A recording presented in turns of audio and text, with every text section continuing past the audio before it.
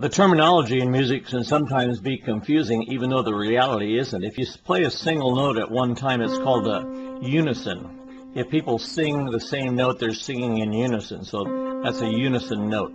If we have more than one note, it's called an interval. And so we can have an interval of a second, 1, 2. Technically, we could have a minor second, and that's a major second, but I won't get into that right now. We could have a third, interval of third, interval of fourth, interval of fifth, interval of sixth, interval of seventh, and an interval of an octave, and on up if you wanted to go higher, ninth, and so on. Okay, so an interval is any two notes, the distance between two notes. If you have three or more notes, it's called a chord. Most chords are three-note chords called triads. Okay, now you can do a lot of things with a triad. You can turn it upside down like that. That's the same chord. It's just standing on its head. Like if I turn you upside down, you'd be the same person. You wouldn't change identities. You'd just be upside down. That's all. Okay, so a chord turned upside down is called an inverted chord.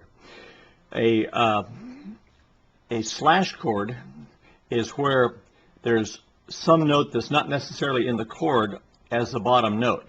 Okay, a slash chord could be an inverted chord like that. That could be C with a symbol slash and then E. Okay, but it's usually not used that way. It's usually used like this. If it's a C over a B, then that would be called a slash chord. It's a C chord, but it's over a B bass. And not the piano player is usually in groups. The piano player doesn't necessarily have to play the B. The bass player might be playing the B or the A or whatever. Okay, like.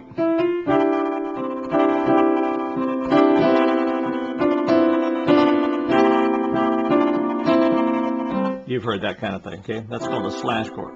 And a suspension is where you replace the third of the chord, 1, 2, 3, 4, 5. You place the third of the chord with the fourth. The fourth takes the place of the third, okay? And that's basically the nomenclature of piano notes and intervals and chords. Well, this applies not only to the piano, of course, but to all instruments, but since I'm demonstrating it, two piano players on a piano, we'll limit it to that. So that's the nomenclature of music. Thank you.